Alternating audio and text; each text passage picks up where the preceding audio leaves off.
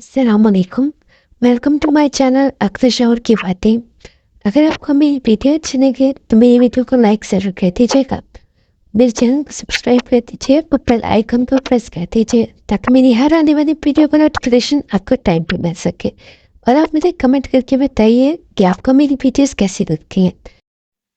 उमैर अहमद के नावल पीर कामिल से इक़्तिबास। जिंदगी में कभी न कभी हम इस मुकाम पर आ जाते हैं जहाँ सारे रिश्ते ख़त्म हो जाते हैं।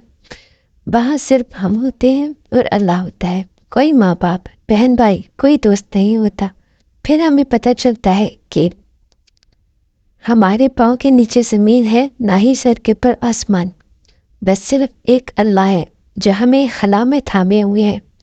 फिर हमें पता चलता है कि हम ज़मीन पर पड़ी मिट्टी के ढेर में एक सर्रे या दरख्त पर लगे हुए पत्ते से ज़्यादा वक़्त नहीं रखते। फिर हमें पता चलता है कि हमारे होने या ना होने से अगर किसी को कोई फ़र्क पड़ता है तो वह हम खुद हैं। किसी चीज़ पर कोई असर नहीं होता। हर शख्स अपनी ज़िंदगी में मुख्तलिफ किस्म की जंग लड़ रहा है। कोई जीत रहा है, कोई हार रहा है। अपनी जंग सब्र और हिम्मत से लड़ो। सब्र की आजमाइश पर पूरा उतरना आसान नहीं मगर नामुमकिन भी नहीं।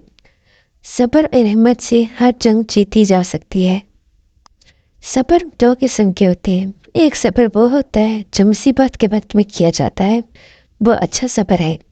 उस सब्र से अफसल वो सब्र है जब अल्लाह तुझ पर एक चीज़ हराम कर दे और तू रुक जाए और सब्र कर ले।